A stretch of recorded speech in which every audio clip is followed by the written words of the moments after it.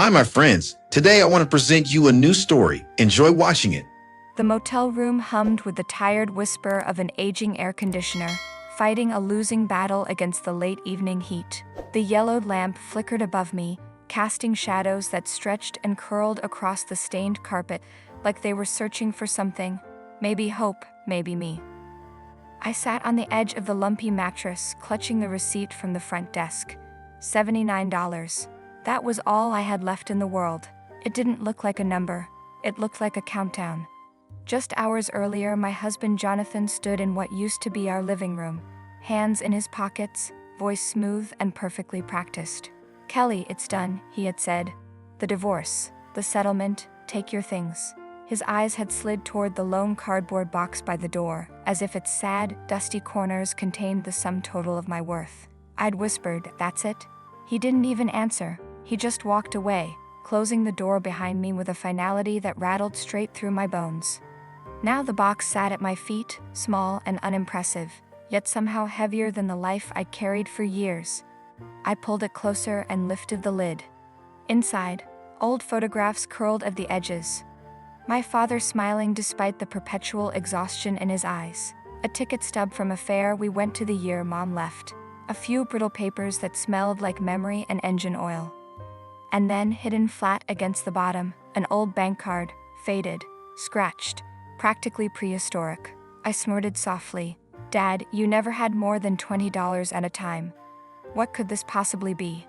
Still, my thumb traced the worn plastic. Something about it tugged at me in a way I couldn't explain, like a whisper from the past, urging me not to dismiss it. A tear slipped down my cheek before I even felt it forming. I swiped it away quickly, angry at the softness. "No, not today. He's not worth your tears anymore." Outside, thunder cracked. The motel lights flickered. The air seemed to hold its breath. And right then, sitting alone with a box no one cared about, something inside me shifted. A tiny spark. A tremor. A sense that the universe had just nudged me, saying, "Look closer. This isn't the ending. This is the hook." My life had been dismantled piece by piece, but the story? It was just beginning.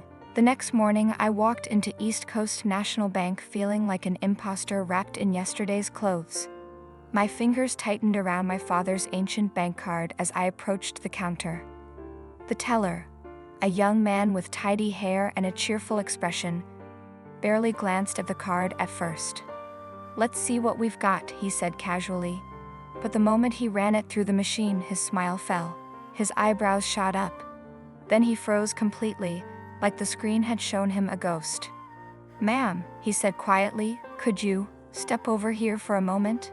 Before I could answer, 2 security guards appeared from the side hallway. Not menacing, but firm. Purposeful. My heart lurched. Oh God. Was the card stolen? Invalid? Was I about to be arrested for trying to check my own balance? Is something wrong? My voice shook despite my efforts. "Please don't worry," the teller said, though his pale face said the opposite. "Management needs to speak with you privately." A door opening, a future holding its breath. They escorted me down a long corridor lined with glossy portraits of past bank presidents. At the end sat a glass-walled office, where a man in a navy suit stood waiting. He introduced himself with a warm handshake. "I'm Richard Evans, Senior Account Director. Miss Wilson, we need to talk about your father's trust." My father? My throat tightened. He'd been gone for years. He didn't have anything. Richard opened a digital file, and for a moment the only sound in the room was the soft whir of the air conditioner. "Miss Wilson," he said gently, turning the screen toward me, "the balance in this account is $54,218,991.07, and it's all yours." The room tilted. Tears blurred everything. His face, the screen, my own trembling hands. "I don't understand," I whispered. Richard continued softly, "Your father arranged a profit-sharing trust decades ago. 5% of the development built on his land. It's been accumulating for years. And because the trust is irrevocable and solely in your name, no one else has any claim to it." A single thought crashed into me, sharp and breath-stealing. Jonathan didn't win. My story wasn't over. It was just beginning. And somewhere inside that realization, the first ember of strength flickered back to life. My new townhouse smelled of fresh paint and possibility. Sunlight poured through the tall windows, touching the empty rooms like it was blessing them. Blessing me. I sat on the hardwood floor, still in disbelief. 48 hours ago, I had been counting the dollars left between me and homelessness. Now my father's secret, his quiet, selfless love, had lifted me into a life I never imagined. Still, tears slipped down before I could stop them. "I wish you were here, Dad," I whispered. "I wish you could see what you did for me." But healing has a way of clashing with reality, and reality had a name: Jonathan. He had taken everything from me, my home, my dignity, the life I built. And now, according to the banker, he had even tried to access my father's trust months before the divorce. That betrayal cut deeper than every cruel word he ever threw at me. So I made a choice. Not for revenge, not for violence, but for truth. If Jonathan thought he knew me, if he believed he'd broken me, I wanted to look him in the eyes and watch the lie unravel. And to do that, I needed a mask, a persona he would never suspect.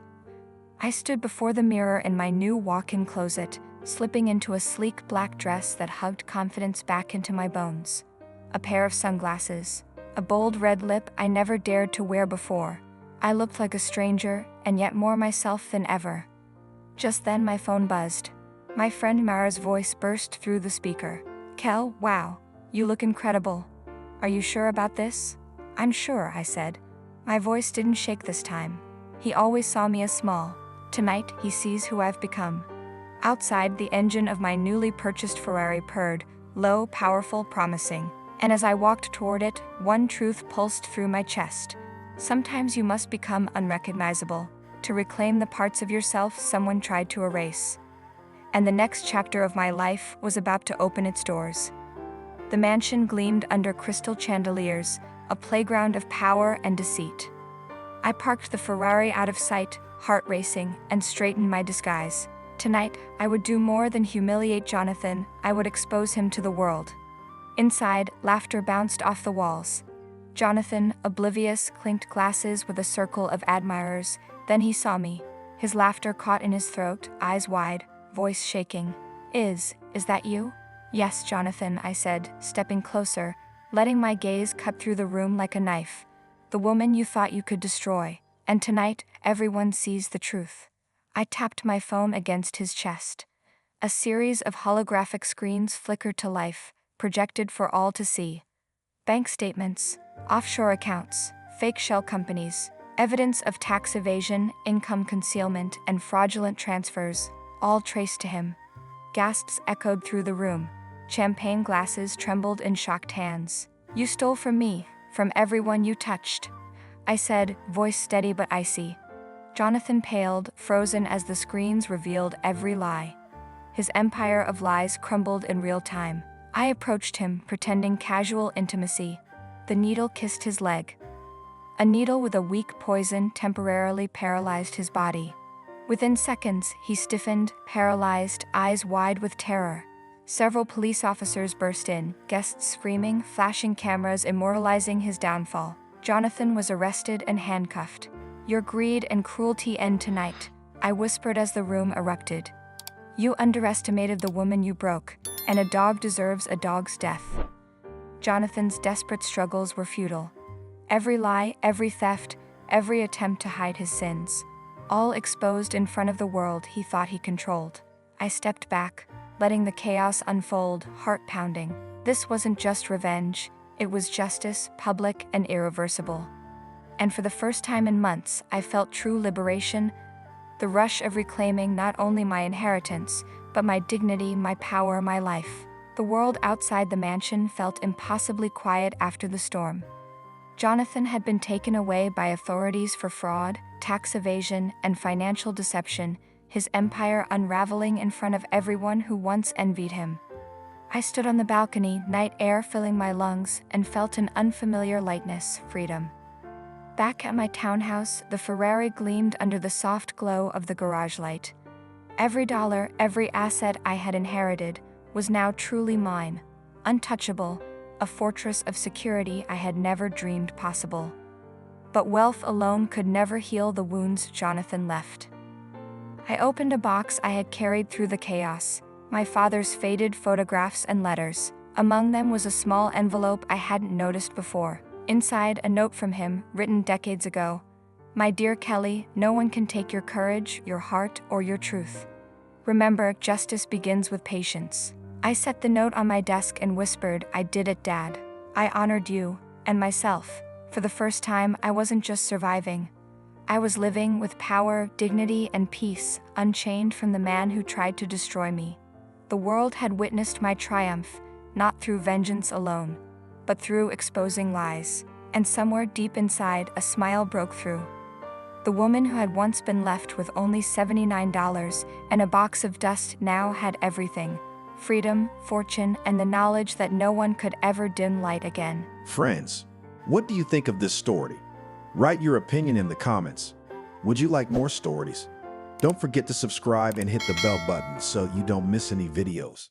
See you tomorrow.